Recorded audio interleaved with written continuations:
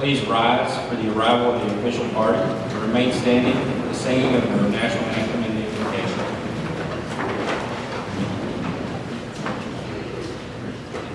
Bosun, post the sideways. Sideways. Vote.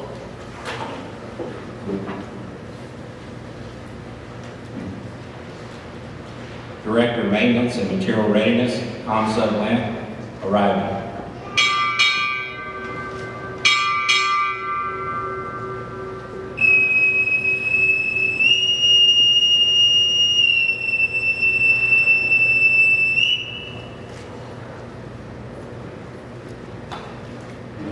Master Chief Petty Officer, United States Navy, correction, Command Master Chief, United States Navy, arriving.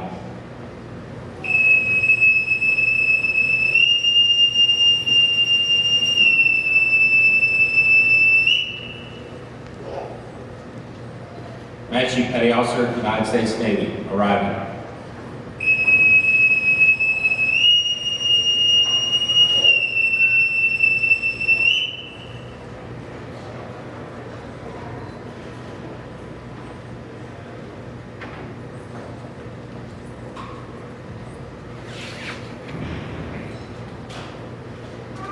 Our national anthem will be sung by Chief Dominic Anderson.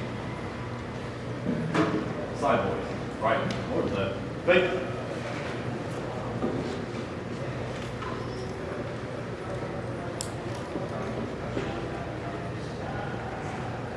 Oh, say, can you see by the dawn's early light what so proudly we held at the twilight's last gleaming, whose broad stripes and bright stars through the perilous fight o'er the ramparts we watched were so gallantly streaming, and the rockets' red glare, the bombs bursting in air, gave proof through the night that our flag was still there. Oh, say does that star-spangled banner yet wave o'er the land of the free and the home of the brave?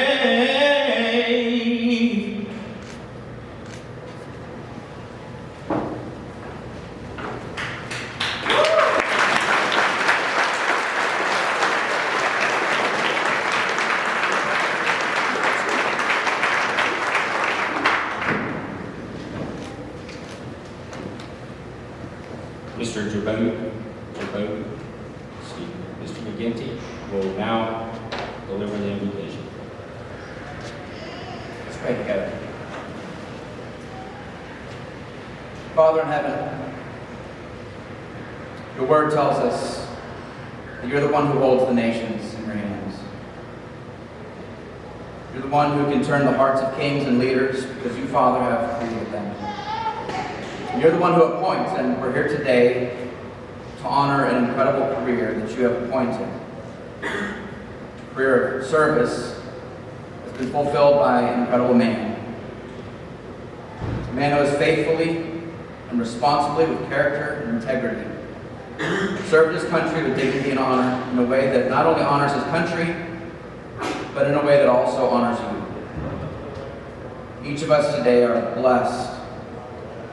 We've each been blessed, each in our own ways, by being given this gift named Daniel Duran.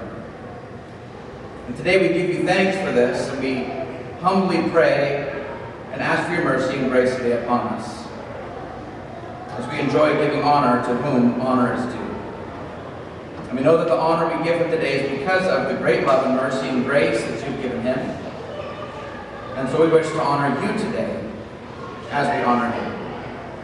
We ask all of this in the name which is above all other names, the name of Jesus Christ our Lord. Amen. You can be seated.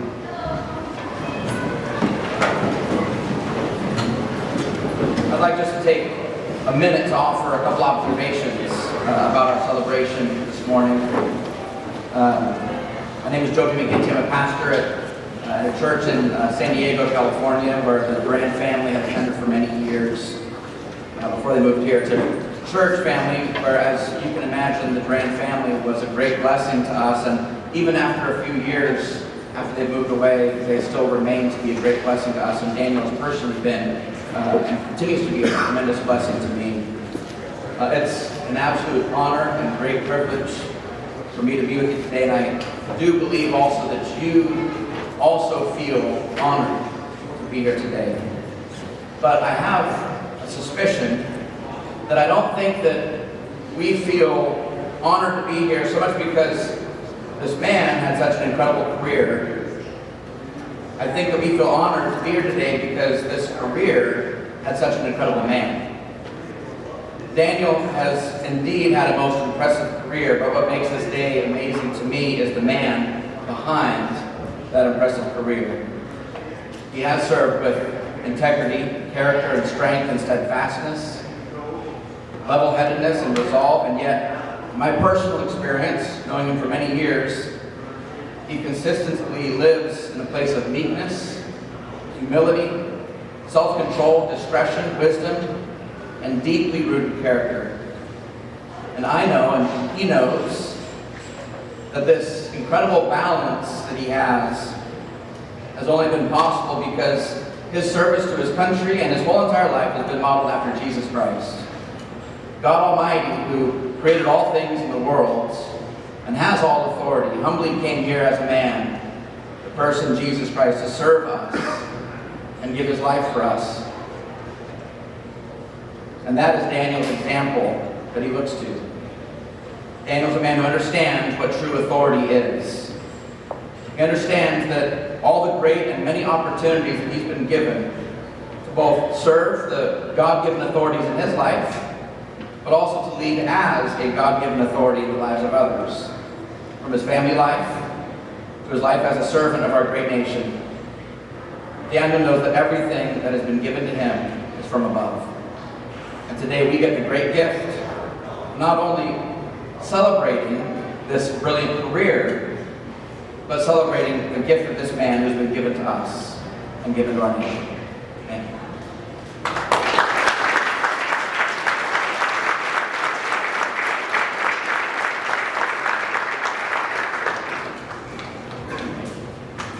Ladies and gentlemen, it is my pleasure to introduce today's guest speaker, retired Senior Chief and strongest and more Jack's twin brother.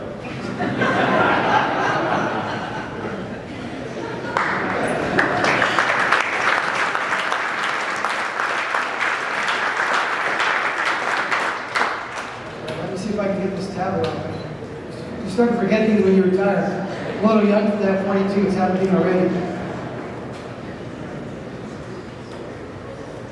A wise man once said, don't take pre-workout before doing a retirement speech, and I'm not a wise man, so I'm a little jittery up here. So I apologize for the 300 words per minute that's about to come behind me.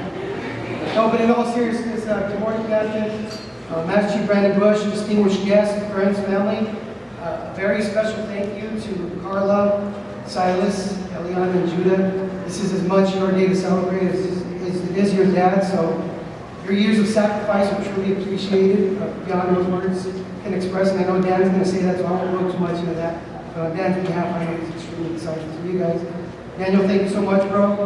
Most of you would think that since I have a recent retirement, and I was Daniel's guest speaker, that would be obligatory that he would invite me to do this. But nothing could be furthest from the truth. See, Dan was the easy choice for me. Very responsible, very successful, articulate. I'm the more rogue twin, known to chatter, go off on a random topic, so you are a brave man indeed, Dan. I'm going to deny you better look at me too, right now.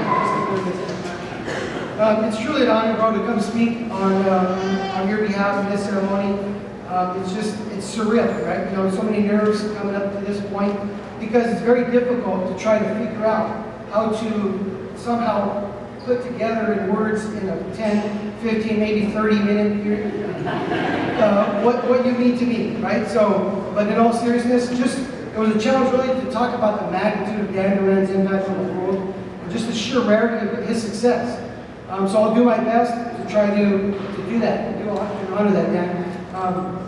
You know, I hope the things that I talk about somehow convey just the magnitude of the blessings that Daniel has had, and it convicts and compels everybody here just to take inventory on those relationships that you have with the special people in your life, and just to think about the gravity of what that means, that you have the privilege to pour into those people and how they've done that to you, and what that means to your journey.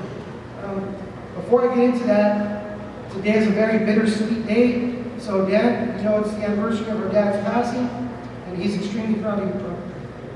And I know he's looking down, if the Lord permits, just with, you know, a gleaming glow to see this day. Ascending to the rank of Master Chief is a rare and impressive feat in and of itself. However, to ascend to the rank of a Command Master Chief, well, that's nothing less than extraordinary. And perhaps it's best to provide a little background on the beginnings of Dan Duran and just give you an idea of what a stark contrast that is from where he began to where he is now. He and I reflect often, looking back at some of these kind of vivid memories that we have, and one of them that came to mind when coming to this speech, to just give you an idea, was we were 5 years old, we were playing in the front yard of a friend's house. We were in a cul-de-sac. And we didn't know, we were little kids, we had no idea what was going on. We get scurried away and thrown behind some appliances, only to hear people yelling and gunshots ringing out. So we were living in the barrio in East LA, unaware of how really a violent era that was. Why do I say this? Because looking back, you know, we were confronted with the harsh reality of being in that environment, and we had to have a myriad of childhood experiences where, you know, academics would stack our ACE score so high that we'd be set up in their eyes to have hindered ability to learn, you know, suppressed ability to have cognitive retention and cope with everyday life. And for the first 10 years, the world around Daniel was trying to thwart the impact that he would have on the world. But God had bigger plans and other plans for my brother Daniel.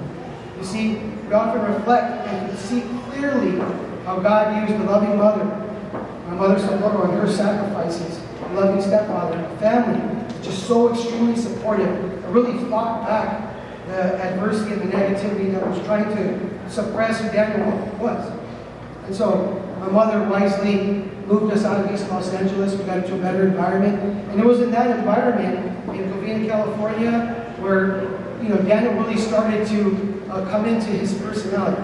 Started to see the more studious Dan Duran, the more focused Daniel Duran. And though I contribute some of that to the environment, I'd be remiss if I didn't mention that we were at a school where we attended like a church-sponsored Bible study. Daniel made a profession of faith. I still remember to this day. There was a big change in our lives. And Daniel, with these new horizons in view, these God-given goggles, was able to focus on things with different clarity. And so, you know, Daniel started getting serious probably in his teen years about his studies. But he was serious about everything he did. Okay, so, I mean, serious everything, right? Daniel is a serious dancer. Well, it's funny in this environment to say that, but how serious? Well, let's put this into perspective.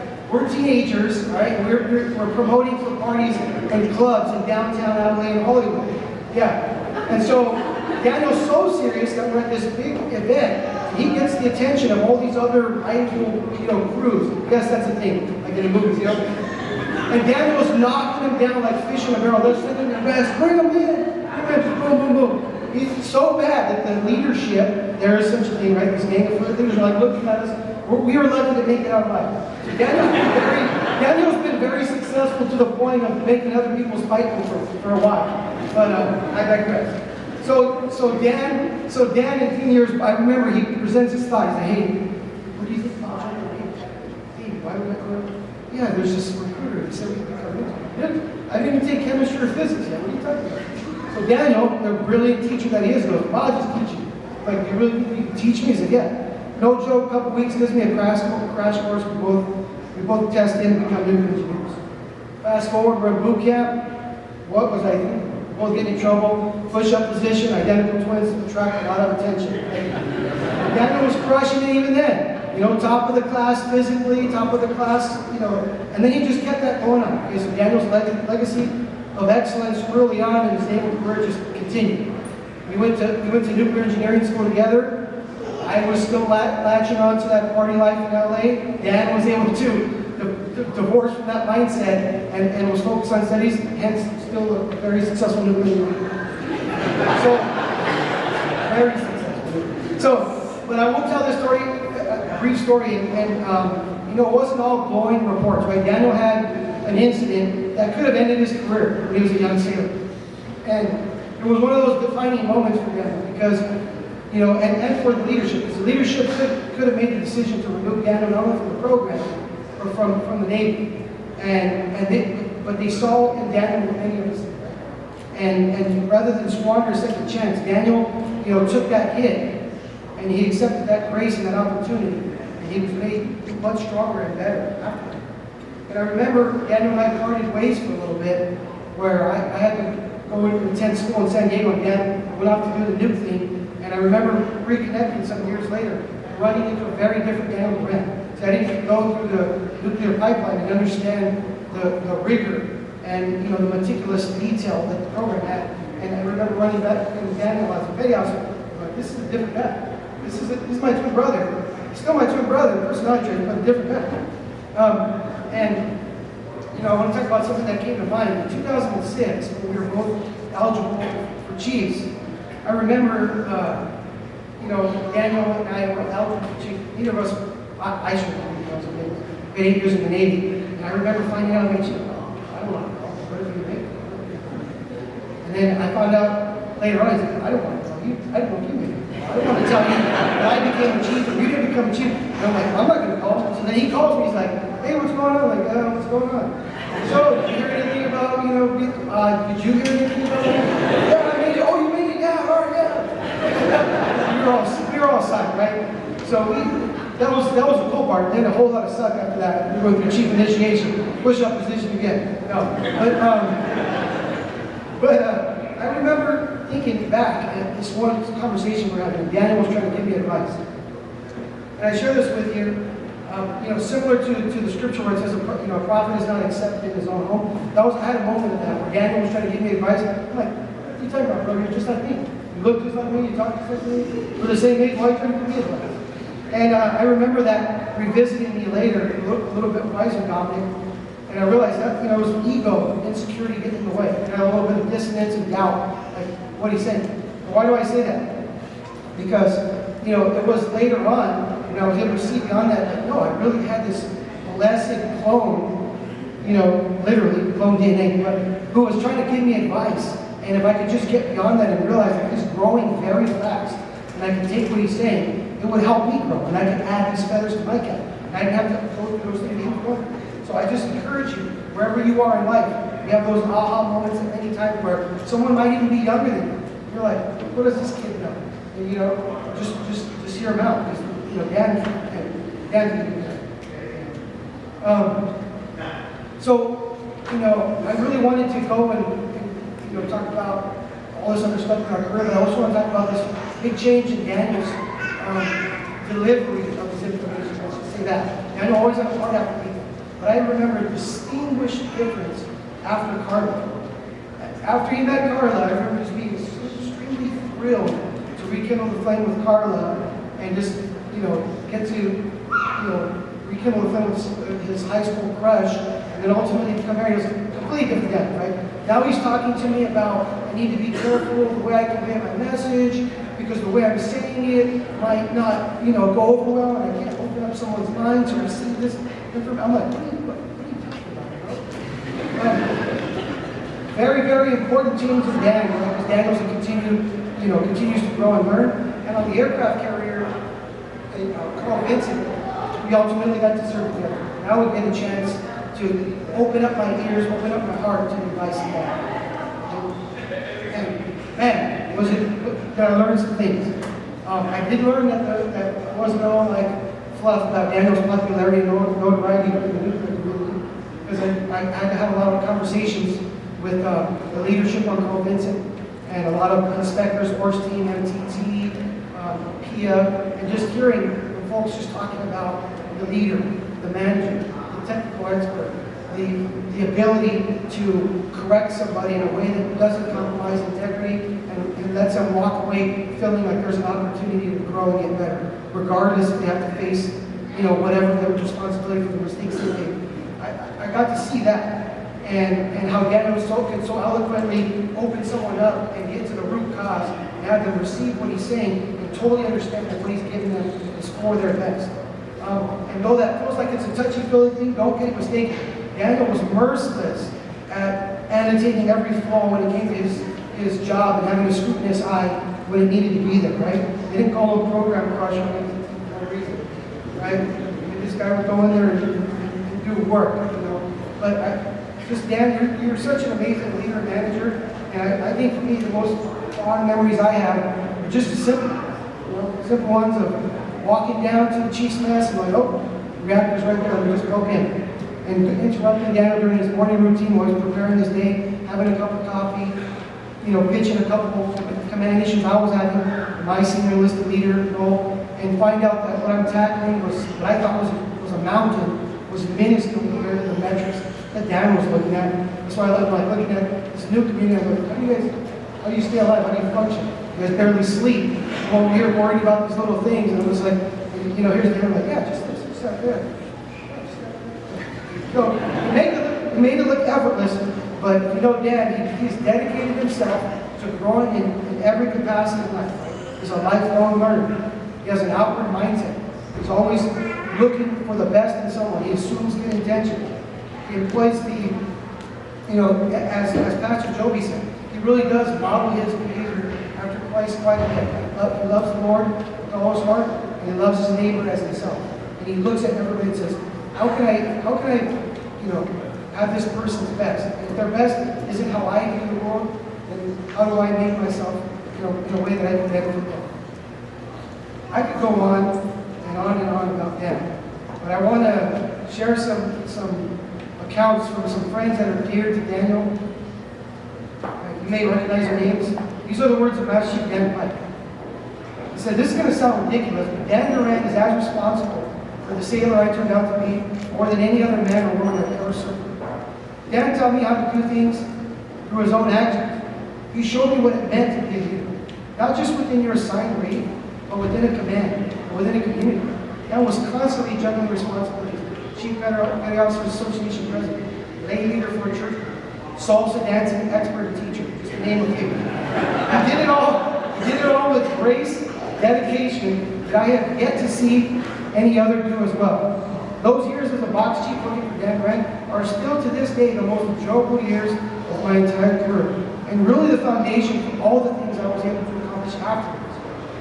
Outside my professional experience with Dan, I must say that he exceeds his professional capabilities with his quality and character and commitment to being a model husband, father, and person. All the paths of life have been tread with the highest level of integrity, a rare accomplishment in this world filled with temptations and traps for our time and attention. End quote. Words of Jim Ball. Yeah. He said two things to me that stuck out when he first. Be committed. As long as you're here, be here. You may be leaving soon, but you're here now. Do your job. Be an all-star. Success is contagious. Perform to the best of your ability. It will rise. It will raise everybody else up. He said that was a true professional, never afraid to have the uncomfortable conversation when a fellow chief wasn't performing, and always willing to provide mentorship and guidance for anyone seeking it out. I was lucky enough to know him as a friend. He was always there if you needed anything. And when he asked you how you were doing, it was because he really wanted to know that he actually cared. Brian Knapp said, the thing that stood out to me and many others the years of serving with Dan on MTT is that he's a man of the people. He was honest, sincere. Anyone who knows him knows his moral compass points true north, regardless of the situation. Dan has always made the best decision for the Navy, the unit, and the person without forgetting the needs of all concerned. I watched him genuinely respect everyone, from the newest person all the way to the most senior. If you know Dan Duran, you know a great person. And finally, retired Master Chief Nick Zerbonis said, Dan is the definition of integrity. Many people find the needs as they come up through the ranks to be one person in the Navy, then one person at home, and then there may be a third person with friends. You're not that. That's absolutely the same person in all those situations. He pushes himself professionally, academically, as a husband, as a father, as a friend. It's been amazing to watch him continue to set a benchmark that is insurmountable by nearly everyone else. He's always focused on what matters. He's a person that showed me that everyone gets the same amount of time in a day, but how you use it is what matters. He showed me that it's possible to work hard, live hard, run hard, pray hard, love hard, and study hard, all at the same time. He takes none of his blessings for granted and lives his life in a way that constantly honors the gift of life. He is truly an inspiration to me and so many others. Daniel, you faithfully fulfilled your oath. Yeah. I can't say it better than those guys. I know what it's like for me when I was in the trenches with my fellow chiefs, and master chiefs. And, you know, Daniel, you have fulfilled your oath. You surpassed any obligation or requirement that we could give you. Our Navy, its sailors, officers are better for you, are better because of you. May your legacy and selfless service and sacrifice, the way you fight odds, you know, living a life of true integrity, that live on for your sailors. I love you, bro. And I want to say that as Paul wrote in Timothy, 2 Timothy chapter 2, verse 7, you can echo these words, and I know that you continue to run the race. He said, I have followed the good fight, I have finished the race, I have kept the race. I know the race that you're running. I know you're running it for an imperishable crown. And the truth is that and I'm confident you're going to excel and crush it at whatever you do next.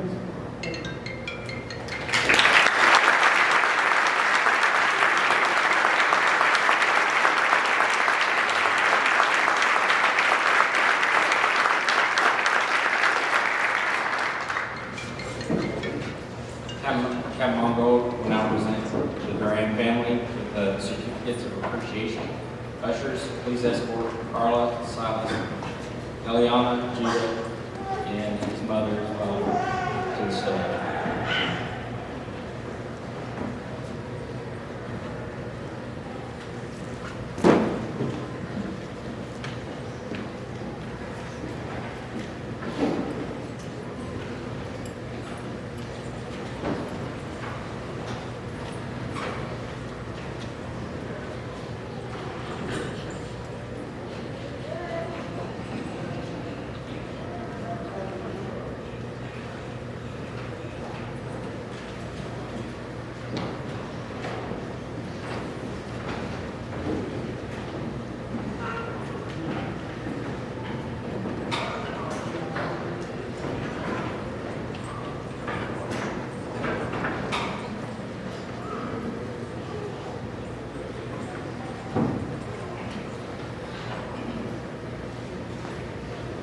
Certificate of Appreciation from the United States Navy. To all who shall see these presents, greetings. Greetings! Silas, Eliana, and Judah. By the authority vested in me, it is my pleasure to express to you grateful appreciation of the United States Navy for your unselfish, patriotic, and devoted service during your father's military career. Your unfailing support and understanding help immeasurably to make possible his lasting contributions to the nation. These months, indeed years, spent away from you constitute a clear and noble demonstration of his love for you and his family. His dedicated service helps to ensure you inherit a safer world and a surer peace. He made our Navy stronger and kept our nation safe. With this service to the Navy now complete, we will be able to spend more time with you in the future, United States Navy, and I thank you and wish you and your family the best in the future endeavors. Given this day, 31 May 22, GR Captain, United States Navy, Commanding Officer, MPU Charleston.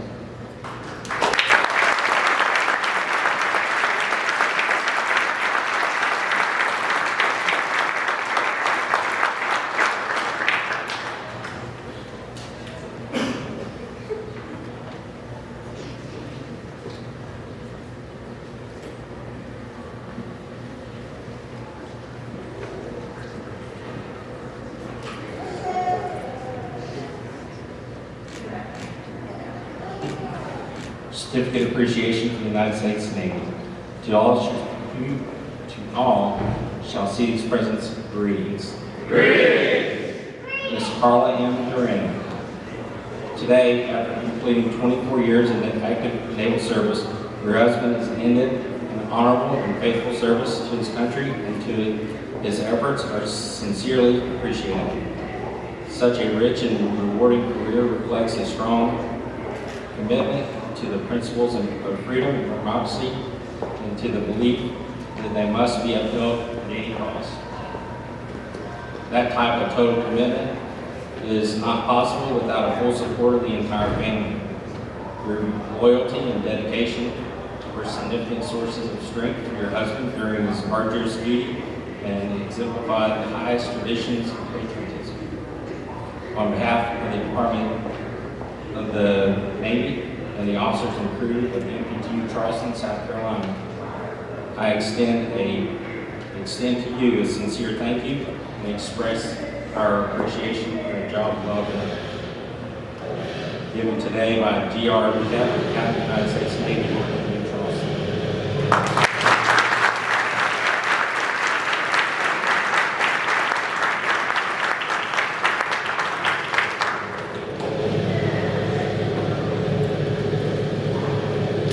Certificate of appreciation for the United States Navy. You all shall see these presents. Greetings. Greetings. Ms. Socorro Aguilar, by authority vested in me, it is my pleasure to express to you grateful appreciation of the United States Navy for your unselfish, patriotic, and devoted service during your son's military career. Your unfailing support and understanding help immeasurably to make possible his lasting contributions to our nation. These months, indeed years, spent away from you constitute a clear and noble demonstration of his love to you and his family.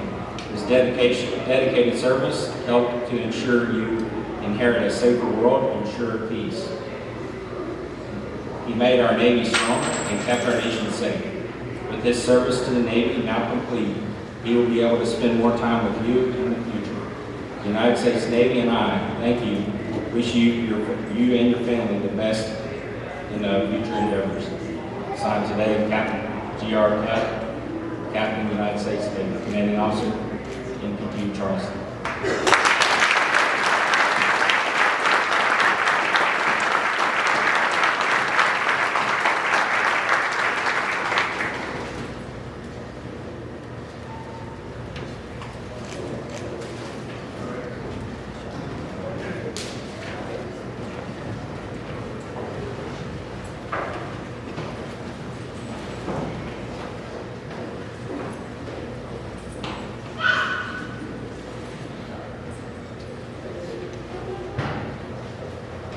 Ladies and gentlemen, it's my pleasure to present the next guest speaker, Command Master Chief Naval Reactors, Master Chief Duran. I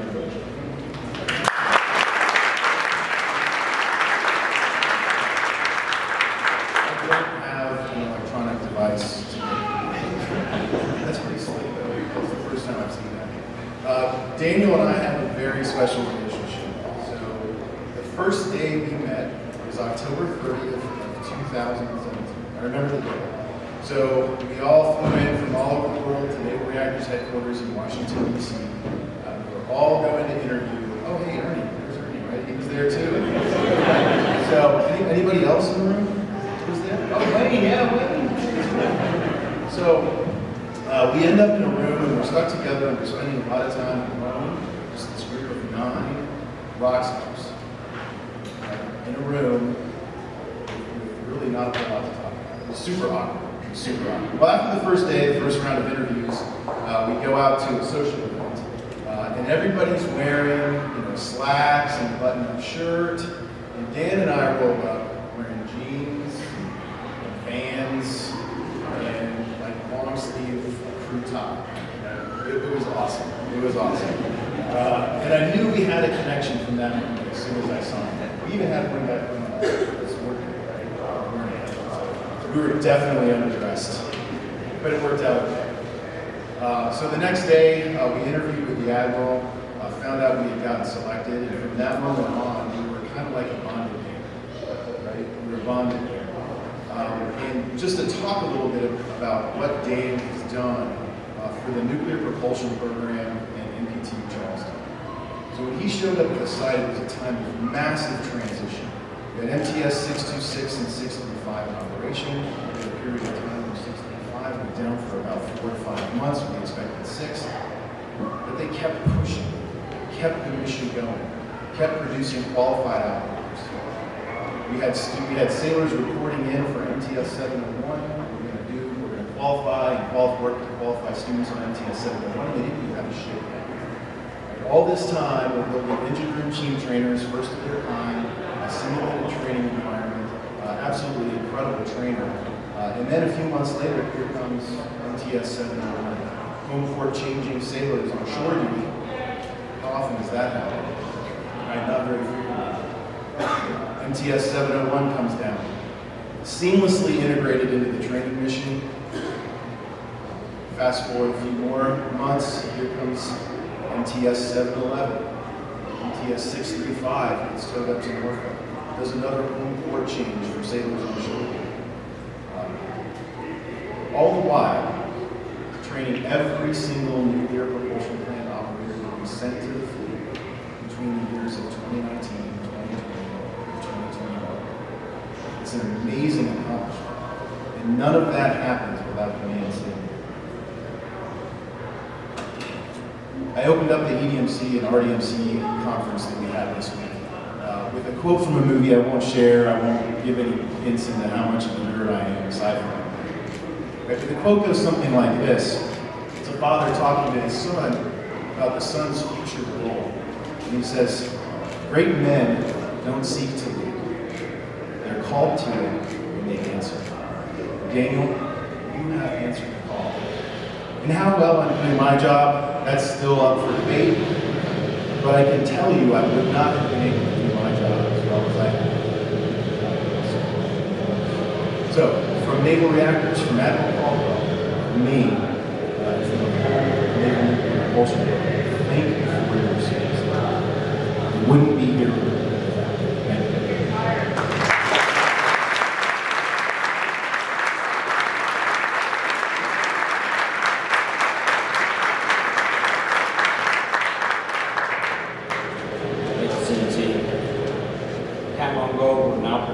Chief Duran with his retirement award. Mongo, Chief Duran. And military members, attention.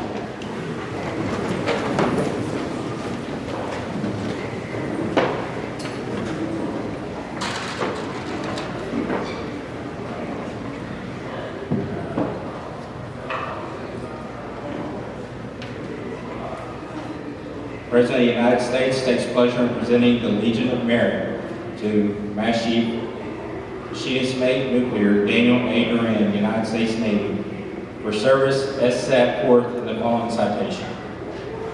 For exemplary meritorious conduct in the performance of outstanding service as Command Master Chief, Naval Nuclear Power Training Unit Charleston, South Carolina, from April 2018 to March of 2022, demonstrating formidable technical competence, impressive leadership, and superb management ability. Command Master Chief Duran led 3,200 sailors in the restoration of the 24-week training program mission while implementing measures to mitigate the impact of the global pandemic.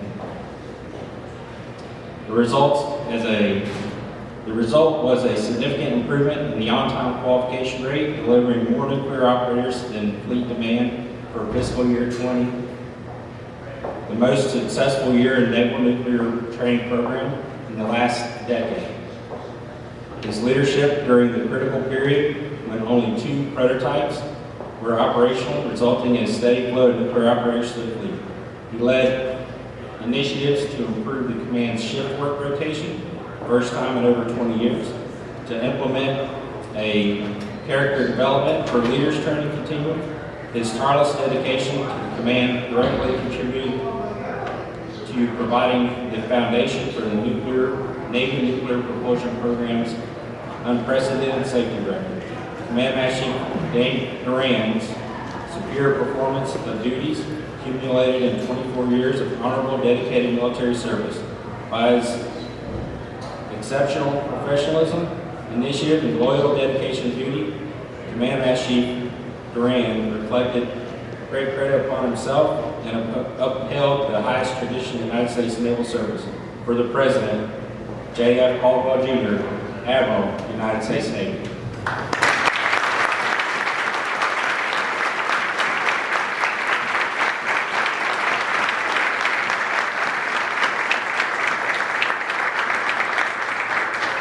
At ease.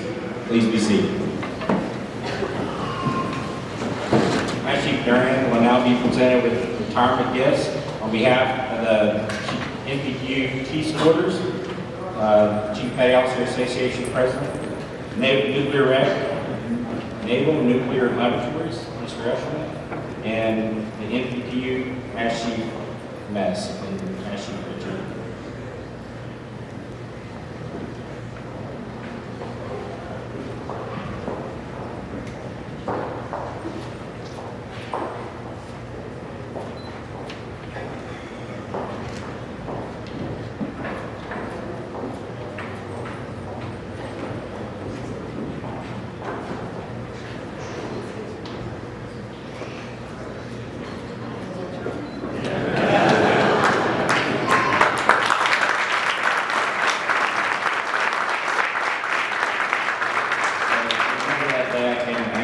About all your little things you got. That's how I figured it. You're welcome. Sneaky.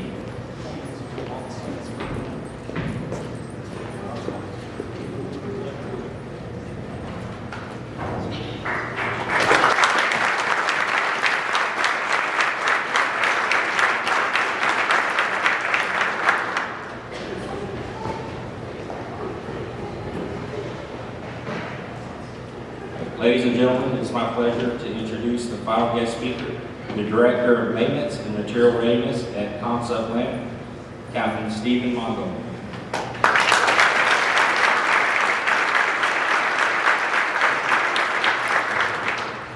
All right, good morning.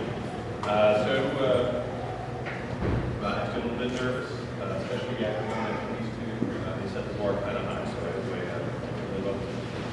But first, I want to offer my deepest gratitude to Dan for asking me to be here today and just play a very small part in celebrating his brilliant 24-year career, certainly for hearing all bits and pieces about it. I got to be honest, listening to these stories, several I've heard before, some not so many, but my respect and admiration continues to grow.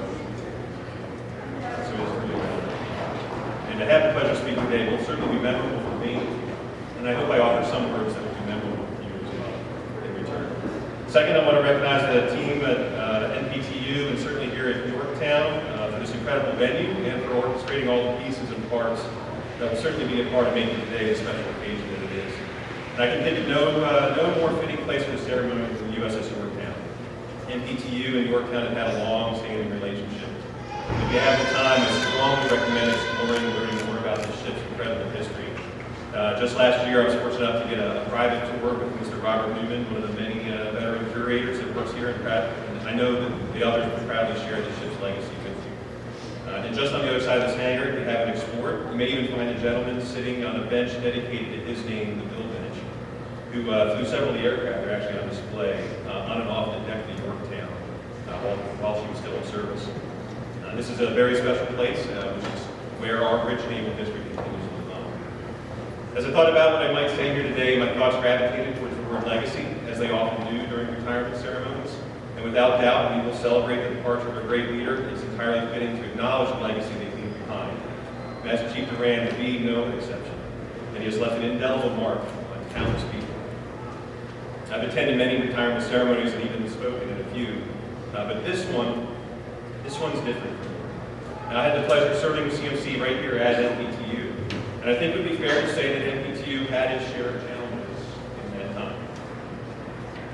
I couldn't imagine facing those challenges without Dan, and from my perspective, this retirement is different because Dan's legacy is uniquely rich. In true nuclear form, I reflected to determine the root cause behind why I felt that way. So I finally concluded that Dan's legacy is so impactful because he's authentic and he's all in all the time. I think those that know him and have served alongside him would be inclined to agree. After 24 years of service, any attempt to acknowledge all of CMC's accomplishments would likely result in us overstaying above what so we're on track, just where I thought we might be. And from enlisting to qualifying, serving as RDMC and then CMC at NPTU, while simultaneously earning an MBA from the Citadel, Dan Duran has met every challenge head-on and with astounding success. Clearly, he knows how to excel personally, but it is his innate ability to contribute to others' journeys in achieving their potential and realizing their own personal excellence that qualifies Dan as an exceptional Navy leader. At some point while preparing these remarks, I had included words to the effect that the Navy would somehow be weaker when CMC crossed the bow during the shore for the last time. Those words have been spoken at various ceremonies over the years, and I understand the sentiment. But as I reviewed and revised these remarks, I kept stumbling on those words. I kept stumbling because the sentiment as it applies to Dan wasn't quite right. It was somehow off. The Navy will absolutely miss having Dan in our ranks, no doubt. But we're anything but weak. The compounding effect of all those he has trained, all those he has helped, and all those that he has inspired has only made our Navy exponentially stronger. You may or may not know that NPTU Charleston is the only functioning nuclear prototype at the moment, the CMC Bush alluded to. Our sister site in Saratoga Springs, New York is currently shut down for extended maintenance and fueling. And what this means is that every single nuclear trained sailor must qualify in their first reactor here in Charleston. During Dan's 4-year tenure, 7,738 of those nuclear trained sailors have gone onto the fleet, and each carries a piece of Dan with them. Those nuclear trained sailors now power, push, dive, and drive the nation's most honored and valued warships. Over 40% of our Navy combatants are nuclear-powered submarines and aircraft carriers. We are a maritime nation, and you don't have to go very far in television or your Facebook feed to understand the relevance of our Navy in today's model. Cutting the number of operational training platforms in half comes with significant challenges in and of itself. But NPTU in Charleston was only designed to train so many students. With one site down for maintenance, the load at NPTU had to increase to keep the fleet properly manned. But the challenge didn't stop there. Not only did the population on site go up, the Naval Nuclear Propulsion Program did while simultaneously executing an unprecedented military construction and modernization project. This project took nearly 5 years to complete, adding 3 buildings with over 200,000 square feet of training spaces, 2 state-of-the-art high-fidelity nuclear propulsion training simulators, and 2 new training platforms. So more students and more chaos due to all that construction. Now, let's go on and take an overpopulated nuclear propulsion training unit undergoing unprecedented construction, implementing a new training curriculum, and add a requirement to ensure that everyone stands at least 6 feet apart. I couldn't imagine navigating these waters with anyone but CMC Duran charting the course. He brought a very human perspective, but it would have been very easy to become overwhelmed by the frequently changing guidelines, particularly in the earliest stages. When all was said and done, NPTU did not only stay afloat, but exceeded expectations. CMC and Team NPTU executed the mission without interruption, and even improved student throughput to achieve the best nuclear manning the Navy has enjoyed for decades. Was this a team effort? You bet. But every team has its MVPs, and Dan was one of them without question. He was the right man for the job at the right time. It would truly be impossible to recognize everyone that deserves credit that supported Dan on his journey that brings us here today. That said, it would be near criminal not to recognize his family, particularly Carla, Silas, Ellie, and Judah, and their roles for supporting and enabling Dan to make his invaluable contribution to NPTU and Navy. We would not be here celebrating this occasion without their countless sacrifices. For those of us in uniform, we have the luxury of going to sea. We all but abandon our lives ashore so that we can be simply focused on our mission. And that focus is important because it's what is required to ensure we execute our mission safely and successfully. However, our spouses ashore carry on the day-to-day that we leave behind. And let's be honest, they do it at 50%. The children, often victims of the promises we made years before they were born, are called to smile and say they understand when they really don't. Carla, Silas, Ellie, Judah, on behalf of the Navy, we are deeply grateful. And any recognition bestowed on your daddy today falls equally on each of you. I think evidence of Dan's authenticity is the fact that he brings his passion for people to every aspect of his life. This is clearly reflected in his faith. I've had the distinct privilege to get to know the Durans, celebrate the 4th of July, love borders, especially the South, and enjoy Carlos carne asada and guacamole. I am still slightly embarrassed for making it disappear as quickly as I did, but I don't regret it. Dan, Carla, and their family celebrate their life together unlike any I know. And Carla was kind enough to share some perspective with me. I'm deeply grateful for that. That helped make Dan make a little bit more sense to me. It helped me understand what it is that sets him apart. And it's okay, Carla, to share a few excerpts from characters. That's right. Daniel is our emotionally gentle giant. He's firm, but soft at the same time. I don't know if there's any better way to put it. He's soft when he needs to be. He's also our rock. Daniel is the daddy who gets up at the end of a long work week every Saturday morning makes chorizo and eggs for his kids, blasting the tunes of Earth, Wind, and Fire, Stevie Wonder, Shaka Khan, Corey Hart, and Toto's After. He says he wants his kids to know real music. He unapologetically says, "I love you" many times a day. Daniel didn't have the opportunity to do the night, 3 hours of the morning feeds with Silas and Ellie. He just scheduled it very loud. But times have changed. Just the other night, Carla dozed off on the couch for a little too long, and as Judah woke whimpering for his nightly evening, Daddy was already walking by little Judah, and all he had to say was, "If you snooze, and finally, Carla's usually the one that puts the kids to bed at night. But one particular night, Daddy wanted to watch. Silas let me know that he didn't want Daddy to do that. When I asked him why, his response was, "I just like you to do it, Mom, because you're soft and sweet."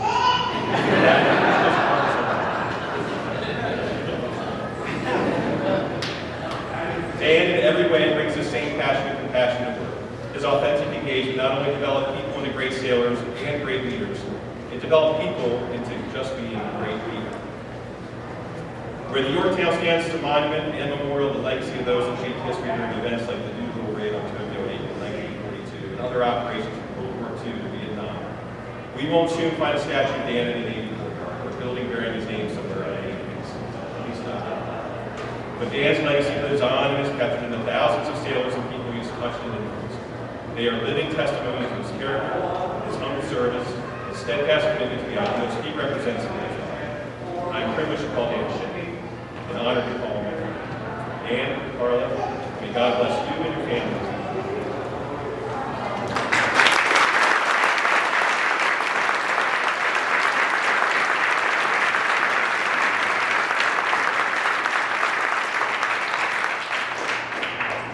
Thank you, Captain. Chief Duran will now be presenting the flag of the United States of America. Flag detail, post.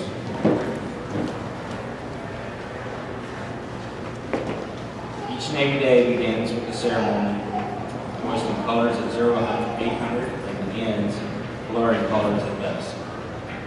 Chief Duran has lived under its folds for his entire 24 years of Navy career. Each salute of the colors will remind him of freedom that he helped defend. Chief Bart Levin will now read the Roll Call.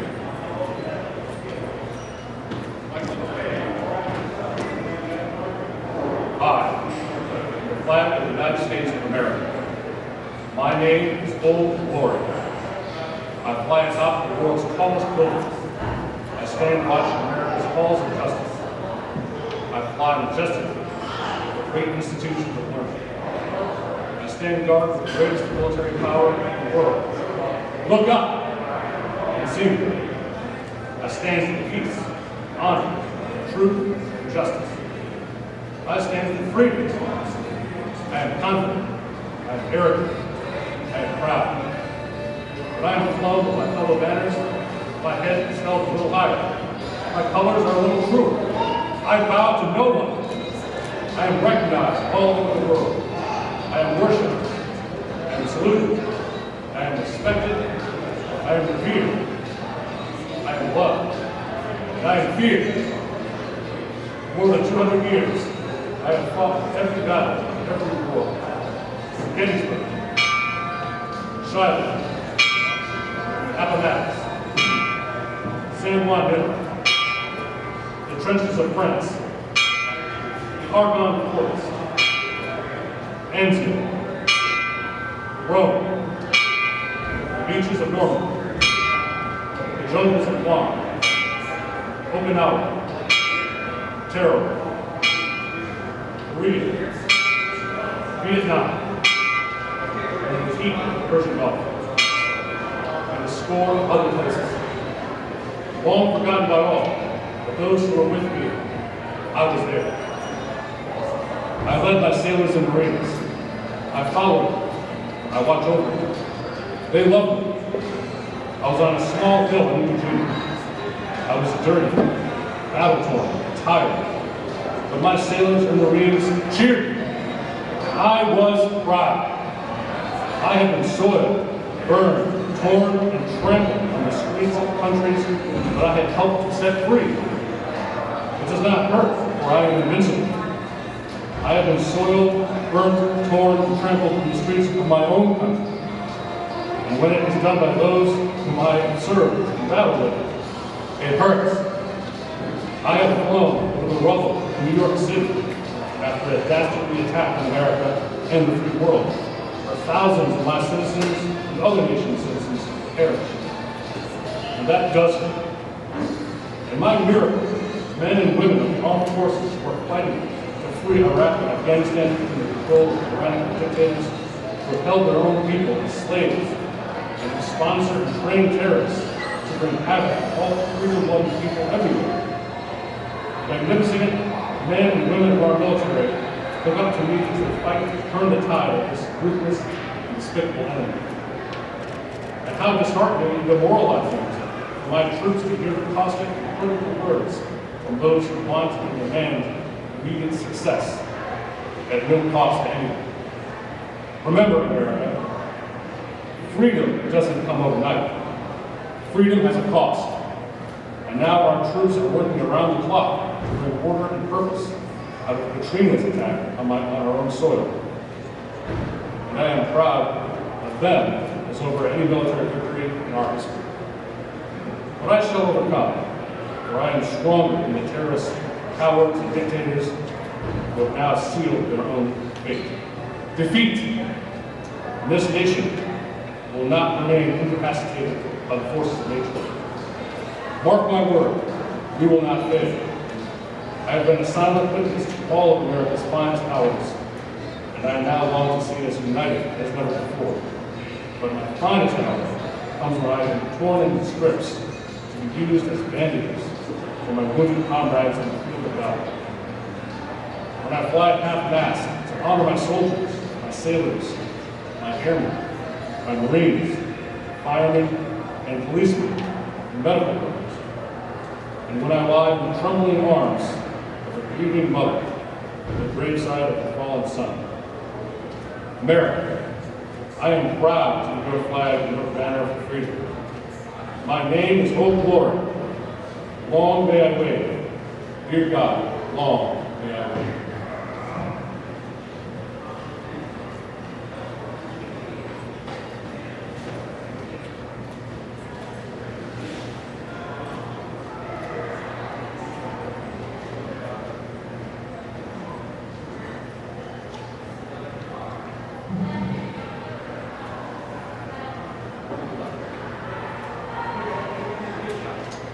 Flag detail, post.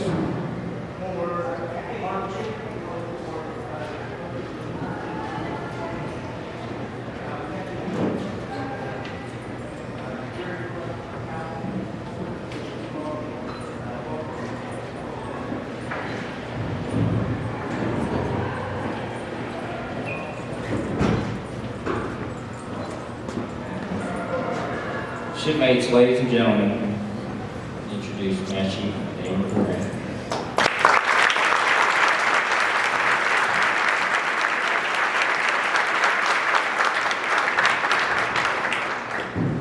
Well, good morning, everyone. Good morning. Please bear with me. I'm going to try to make it through without cracking a tear, but I probably won't. So here we go. Good morning, everyone. Friends, shipmates, co-workers. It's truly special to see how many came out here today. To honor my service, So cool to see the friends, family. A lot of you I haven't seen for years, and it really does mean a lot to me. I know some of you travel thousands of miles at your own time, and it means the world to me and my family. I want to welcome Captain Mongold, Captain Cat, Mr. Jim Smider, Chris Usherman, Master Chief Bush, and all came to support me today. A special thanks to my retirement coordinator, Chief Scipione, and Petty Officer Durham, who worked tirelessly for the media and the programs. There were many people involved in bringing this together, but from the bottom of my heart to everybody who contributed, thank you very, very much. First and foremost, I would be remiss if I didn't thank my Lord and Savior, Jesus Christ, for allowing me to complete 24 years of service. He never left my side. And as I spent time reflecting what I might share on this day, my mind was flooded with countless memories, faces of shipmates. I was awestruck by the number of people who played a part in me being here today. However, out of all those emotions, one struck me the most, and that's gratitude. My hope is that there's a resounding theme of gratitude today as I share some thoughts with you. First and foremost, I am grateful for the United States of America. I'm proud to call myself an American, far more proud than I was when I joined and had a limited perspective of this country. When I first joined, I took for granted how truly blessed I am. I'm grateful that I was given the opportunity to serve a worthy cause for almost 25 years. My grandfather, Gonzalo, emigrated from Mexico, and he used to boast all the time about becoming a citizen. He would beam with pride whenever he would talk about his grandchildren who served in the military. My mom would brag at the VA. She would pull all kinds of veterans aside and show them pictures of Vietnam, her poor co-workers. The support that I got from family fueled my drive to stay the course, and it developed a pride for wearing the uniform, and I grew in my admiration for the United States. Family support, pride wearing the uniform, a deep love for ships in the sea, helped me grow a strong degree of patriotism for this country, and I'm super grateful for that. I'm grateful for the superstar shipmates that I served with over the years. Some of you are in attendance here today. Some of us go all the way back to boot camp in Orlando, Florida. Some of y'all still remember that. I'm going to thank a couple people by name. There's no way I'm going to thank a couple hundred, but I'm going to thank some people by name. I want to thank my folks on the Stennis, my first ship, the Stennis Troop, and all the folks on the watch team, the leaders who inspired me to stay the course. Andy Lawarne, Romel White, Francis Turkson, Arlo Hall, Brett Godwin, Gabe Duffield, and Kevin Erskine, our RDMC at the time, whose confidence in me made me want to be better and made me aspire to be like him. Big shout out to my sponsor, Jeff Gasaway, and the swarming chiefs who initiated, specifically Arden Hatfield and Ismael Martinez. To my RMO2 folks on Nimitz, you all worked your tail off, in and out. Thanks for propping me up and enduring me learning how to be a box chief. My first real chief's mess experience came on Nimitz. That was the tightest group of reactor chiefs I had ever worked with. So many good folks that I literally couldn't name them. Some Nimitz, Nick Simonis, Kevin Torres, Tony Gagai, Nate Jones, Angie Mejia, Bill Witt, Eddie Taylor, Efren Abernilla. There's a list of about 25. Bunch of super squared away chiefs. We were all tight. We all made things happen.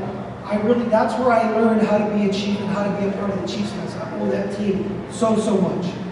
I want to thank Jason Homan for helping me stick here and write it out. He was one of my biggest mentors in the Chiefs mess. I'd be remiss if I didn't mention him. Larry Penn was the biggest influence on the officer guys. He held me accountable, and I appreciated it. He was an LDO who had been a senior chief, and he told me exactly what I needed to do as a chief, and didn't let me waver for a second. So, I also want to thank all my RM givers, like Carl Vincent. Y'all were the hardest working group I've ever known. Of course, most of that was our fault. But hey, we did it together, yeah? I had all-star chiefs like Dan Pike, Brian Moore, Scotty Hunziker. Thanks. For my MTT brothers, that was the team that truly changed how I viewed leadership. I literally got to work with the best in class for every rate on the West Coast and on the East Coast. I worked with some of y'all too. That was the best shore duty / sheet duty I ever had. BT, JBD, Brian Knapp, Bill Neiman, Jesse Moe, just to name a few. Y'all are some of the sharpest cats I've ever worked with in my whole life. And I appreciate and grateful for y'all. Big thanks to Scott Wooster when I first got to the team for coaching me and showing me how to actually do my job. I did my RDMC tour in Carl Vincent. And so I want to thank my reactor officers who supported me there. Tate Robinson and Tina Dalma, the PAs, a couple of shout outs to Jim Ball, Chris Rainbow, and all the chiefs in reactor for keeping us afloat and for training our sailors. And to you, so many folks to thank. Let me start first with the sailors and the instructors who stand the watches and did all the heavy lifting day in and day out. They did all the heavy lifting. Okay? And that does include the N&L staff. You are what made this tour great and the true force behind our success. To my CMCs, thank you. You were my main men, if you will. Wayne Maynard, Ernie Cruz, Joel Brandt, Eric Ritchie, Rob Perry, Johnny Dawes, Dave Price. Y'all supported me, and you had the hardest job, managing the boats, the oldest operational reactors in the Navy.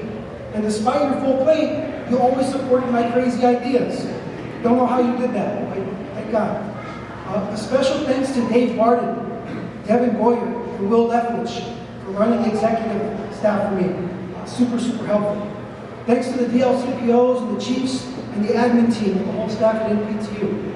I'm extremely grateful that while I was at NPTU, I had super supportive and rock solid leaders, starting with Tony Locke, Captain Longo, Captain Kep, Jim Snyder, Curtis Eshelman, EXO Rob Lane, Chad Fellow, and EXO Turbover. Super stud leaders, and I'm super grateful for them.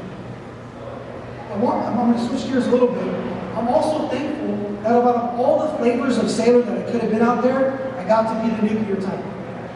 The nukes get the benefit of being the punchline of many jokes in the Navy. And despite all the Dungeons and Dragons comments and Magic the Gathering comments and the nerd alerts and all that stuff, I remain very proud to be a nuke. We complain a lot. Our use of common sense is sporadic at times. We don't have the most wholesome inventory of vocabulary words. And we certainly lack tact in many cases, which we justify by saying, I'm a straight shooter.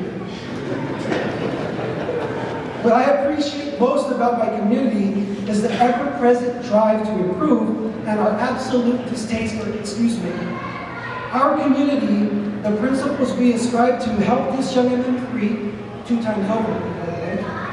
Take a serious look at myself, be constructively dissatisfied, and strive to be the best in every facet. And trust me, I've always had a lot to work on. It's instilled in me a love for learning, which grew into a love for education, one that I had no desire for when I first joined, until I actually accomplished the pipeline and proved to myself that I could do it. That part of our culture, I'm tremendously grateful for. I'm grateful for my family. Before my wife and I ever started dating, I kept very close bonds with several people in my life. First being my Nana Ophelia, my grandmother. Like many kids, my mother was a working mom, so I spent my daytime hours in my childhood with my grandparents, a lot of time. When I first went to South Carolina for prototype in '98, I spoke with my Nana almost every single week, and when I graduated from the program, she's the one that actually gave my certificate of completion. Mom, as kids we went through a lot, but when you have a parent like my mom, there's always a safe place where you know someone loves you and is looking out for you. Mom, you did that for us. I kept close contact with my mom after I joined, and in fact, when I was stationed in San Diego, I would visit her and my stepfather, Jim, all the time. She spent decades sacrificing her own ambitions and dreams so we could pursue ours. She has remained a champion for me throughout the years. Without you, Mom, none of this would have been possible. Jim, thanks for instilling in me and Dominic a hard work ethic. Those early years when you used to take us to work with you at Ray Products and all the work around the house, those were pivotal in developing our work ethic. My cousin Jojo, the jarhead, where you at? I mean the Marine, sorry. You inspired me to wear the uniform, the right one. I'm just teasing. Thanks for showing me and instilling me the confidence to do so. Somehow you still find ways to encourage me after all these years, and I'm forever grateful for it.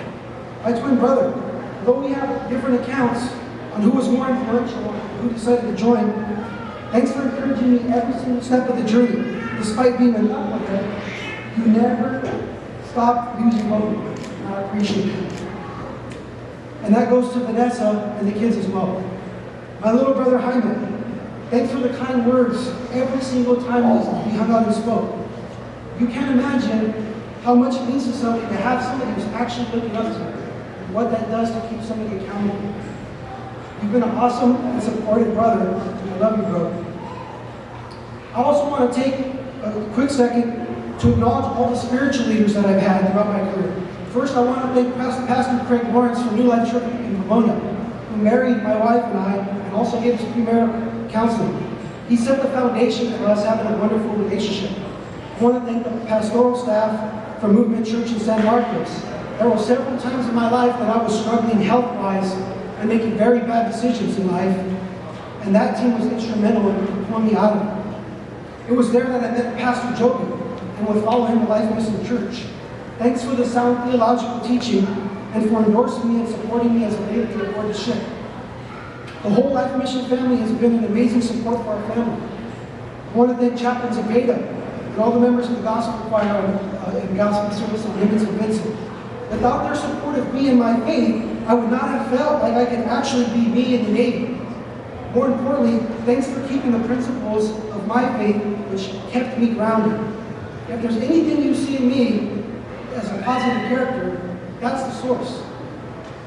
Now I'm going to speak to my fellow military members in uniform.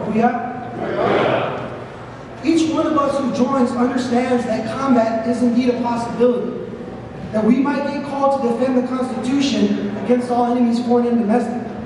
The first indication of this begins at MEPS, at least for the enlisted folks, when we swear an oath and we raise our right hand. I remember it like yesterday. Little did I know how quickly that call would come.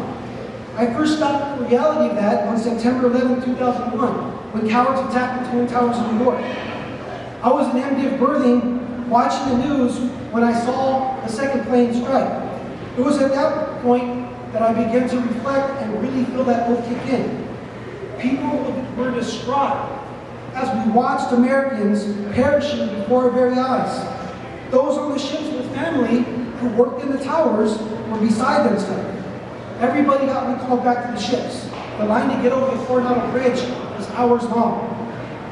In those first days that followed, I got interviewed by KUSI News as I was leaving base in San Diego. The news reporter asked me, "Hey, do you know what's going on?" I said, "I don't know what's going on, but I do know this. This is exactly what we prepare for." If you ask me 24 and a half years later, I'll tell you the exact same thing. This is exactly what we prepare for. As suspected, we would shortly deploy thereafter.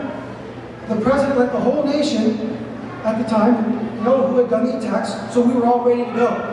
We and many in the Navy spent tons of time in the Persian Gulf, launching attacks 12 hours a day, with the other carrier taking the back shift.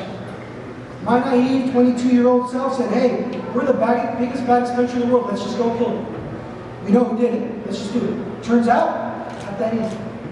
Nonetheless, answering the call after 9/11 made us feel like we were doing our part in a big thing, in the Navy thing, the way I actually envisioned when I joined. I would spend at least 4 of my 7 deployments in that part of the world based on a single conflict. Fast forward, now Senior Chief Duran on Carl Vincent, and I hear all kinds of strange announcements that I don't understand, which is weird, because I got 3 warfare minutes, I got a pretty good idea what's going on the ship. Not but a little bit later, I would find out by watching President Barack Obama come on the screen and say, "We got it." The announcements I was hearing on the ship, like those elevator doors shutting, was the SEAL team arriving on the ship with Osama bin Laden's body into it. When that happened, the crew of the Carl Vincent painted an iPad on the hangar bay or on the flight deck red, where his brain matter was stored. A stark reminder that justice was served for many Americans. That day, that moment will affect me for the rest of my life. I learned a very good lesson. America is long-suffering, but you should not cross that line and spill innocent American blood, because by God you will pay a hefty price, especially if the Navy has something to say about it. That conflict certainly certainly did not end the way I thought it would. Nonetheless, 9/11 was our Pearl Harbor moment. And don't think for a second that there won't be another. So to my military members, stay proud and stay ready. Now I'm going to leave you with a couple points and wrap it up. The first is simply this: have empathy. Let me explain. When I joined the Navy, I was still a kid with lots to learn and even more to unlearn. A city boy from Los Angeles, Covina. I'd not been exposed to much outside the city. Boot camp was a whirlwind of interactions with sailors from all walks of life. I began to learn and appreciate the unique and diverse perspective of my shipmates from all walks. It helped me grow and better understand how limited my perspective really was. I highlight that point because I consider it one of the greatest strengths we can draw from being in the military, a better understanding of people who are not like us. I slowly, and I mean slowly, started to understand that my reality was not all that was out there. And I better start paying attention and listening to others if I ever wanted to go anywhere in the Navy. That is the first point I want to leave you with. Have empathy.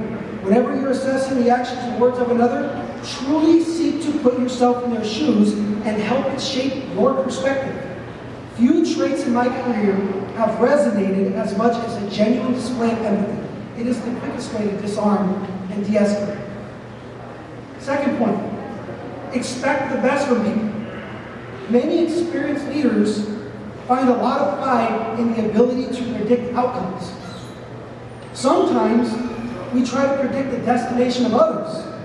This can be a good thing when sailors are successful, but it can be particularly harmful when they are not. Some make lowball predictions about folks, and it hinders their ability to thrive. Sadly, this is often the default. I'm particularly grateful for the leaders who, instead of making predictions, they made things happen in people's lives. Real, tangible coaching and mentoring. Some of you already know this, but I showed up to my first ship as a fireman. By all accounts, I was not the #1 draft pick. Nonetheless, the young work center supervisors, LPOs, and chiefs gave me the opportunity to prove my worth without labeling me. It allowed me to gain confidence, grow in skill, and appreciation for the enterprise. So what's the nugget? Expect the best in people and give them a chance. Don't be so quick to write off the underdog, because you never really know who's going to be able to turn it around. And then I'll make my last point here. For my Navy folks, for goodness sake, tell accurate sea stories. Tell accurate sea stories. Our program does not have a robust marketing campaign like some new tech company. Our strategy relies on word of mouth. The marketing strategy is the change that the family sees when their young son or daughter walks across this stage with a renewed sense of accomplishment, a decently squared away haircut, and perhaps some new mannerisms. The stories we share are important, and I hope you all take time to acknowledge how great our team is. For my NPTU team, I mean it when I say I've never been so immersed in talent. You should be proud of the hard work you accomplished and the impact you've had on the Navy, which is immeasurable indeed, as the speakers before said. Remember that there may be a time coming when our operators will be put to the test. As I previously stated, there's always a conflict over the horizon. I want to end my speech today by acknowledging the biggest reason for my success to date, which is my wife and children. Let me start with Carly. Before we dated, we were engaged. My life was tumultuous. Watching your discipline as you navigated grad school and then graduated at the top of your class truly set the benchmark for me. She would routinely study until midnight when we were on dates.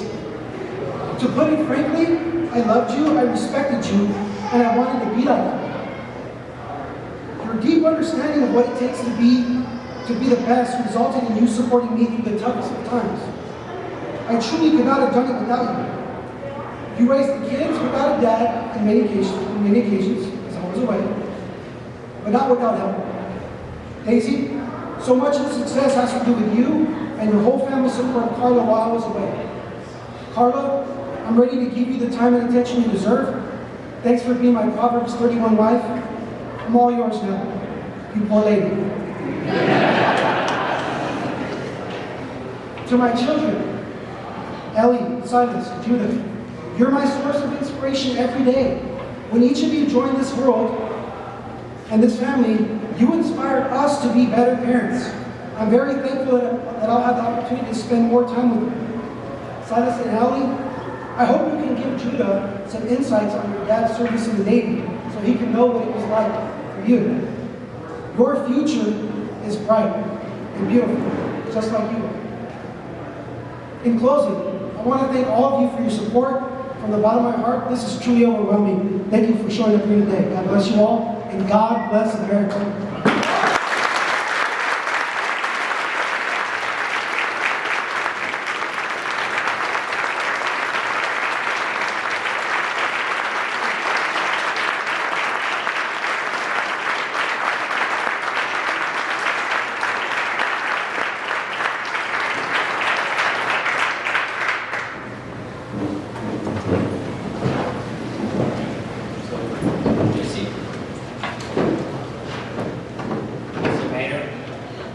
Now read the Navy Bible.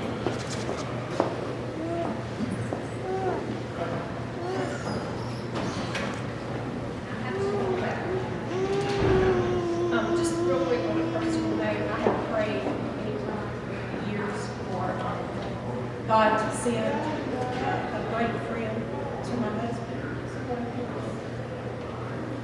True and loyal, someone who can confide in, and someone who likes to fish as much as he does. So I don't know together. And he sent Dan, and I'm very thankful.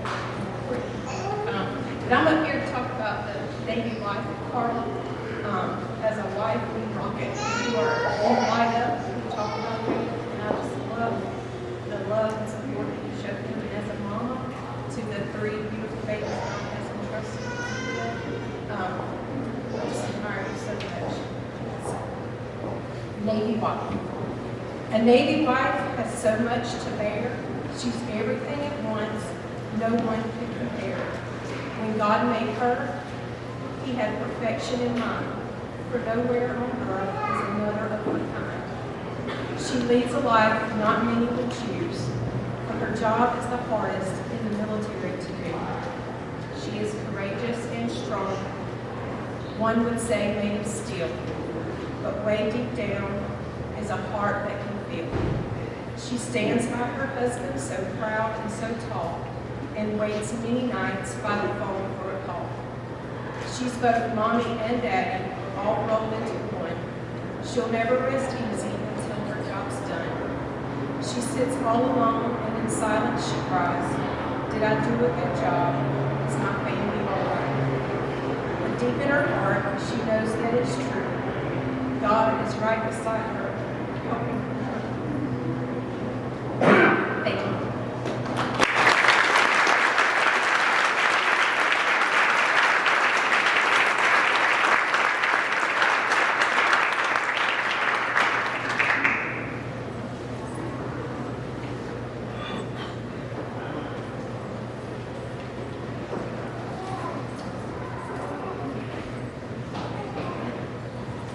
Now, retired Master Wayne Maynard will read retirement. I know today's about Dan, but I ain't about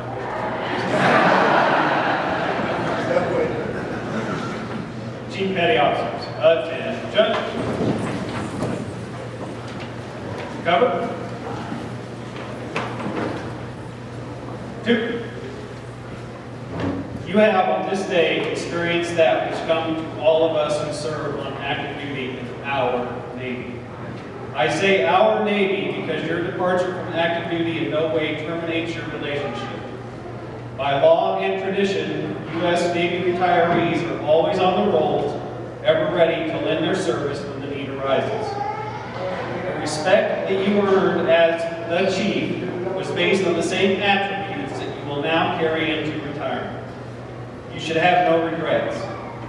Do not view your retirement as an end of an era, but rather as orders to a new and challenging assignment. to a form of independent duty. Remember well that you have been and will always be an accepted member of the most exclusive of all fraternities, that of the United States Navy Chief Petty Officers.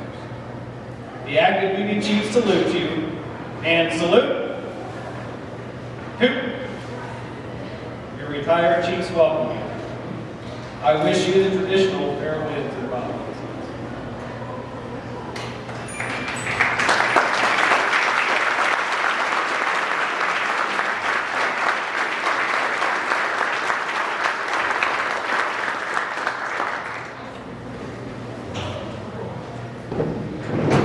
A's. Go out and sit down, please. Pastor Joby will now deliver the benediction. Please rise.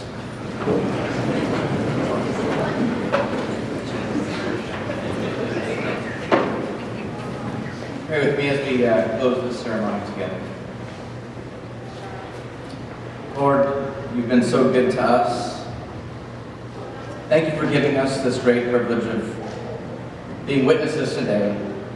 We thank you for being the one who appointed Daniel to this career of faithful service to our great nation, not only in the actual service that he gave himself to, but the impact that he had on those that he served. Thank you, Lord, for all of these people here, and the many who couldn't make it, who desire to show love and support and gratitude. And lastly, for you, Daniel, a specific prayer. That your example, Jesus Christ, would continually lead and guide you as you continue to lead and guide your family into the next chapter. That he would enable you to continue to be an example of Christ, growing in your character and purity as a godly man, husband, father, and friend. I ask the Lord to give to you and Carla great blessing in your marriage, to continue to build deep and unbreakable unity and love for one another, and that as husband and wife, God would grant increased wisdom and love as you raise all of your beautiful children. May God bless you and your household. May he continue to bless this great country. Thank you, Father. We again ask all of these things, not by our own authority, but by the authority of the name of Jesus Christ. Amen. Please be seated. Most disciples. Aye, aye, Master Chief. Sideways. Oh.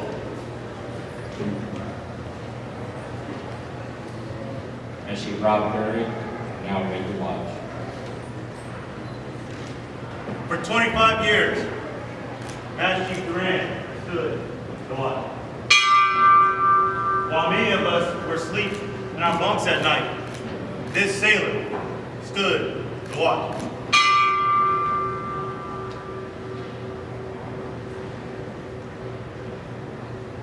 While some of us were murdering our craft in school, this sailor stood the watch.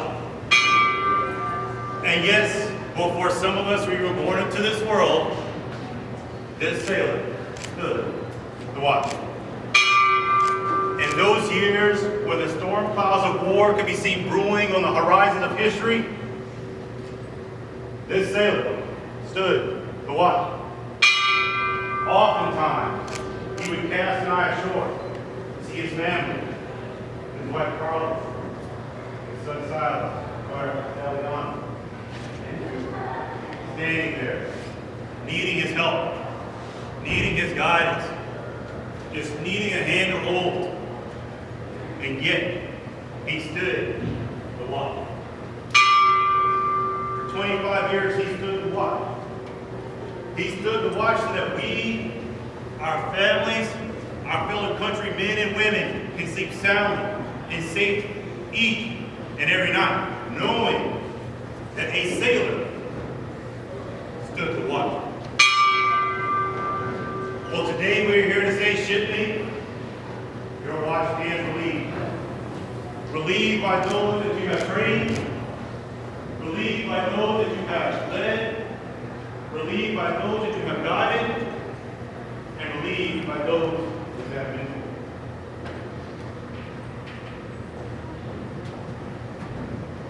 Shipmate, you stand relieved week after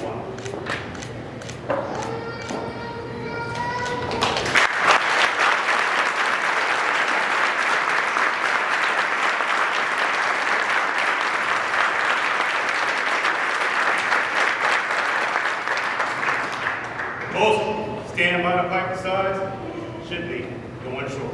Aye, aye, Master Chief. As Chief Duran, you report to Captain Mongo and request for permission to go short for the last time.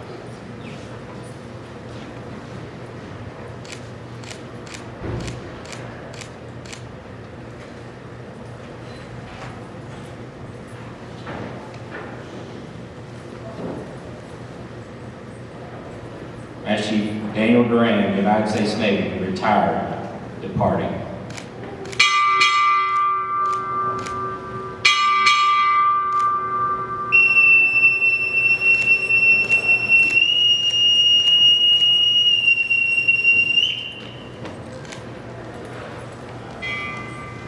It is customary for the retiree to be accompanied by his family as he goes ashore for the final time.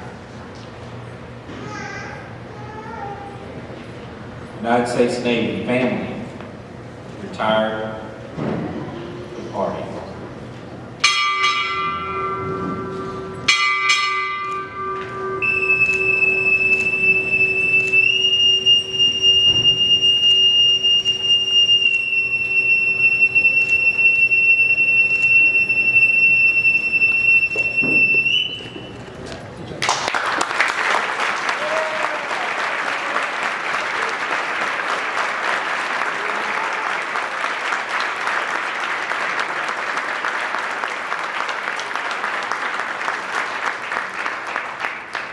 Ladies and gentlemen, this concludes the retirement ceremony for Master Duran. On behalf of Dan, his family, and the entire command, we would like to thank you for your attendance. We do have some cupcakes and some other things in the back, and all some of his awards and different certificates that he received from the President, the Governor of California, and Lake Pine, and some other award presentations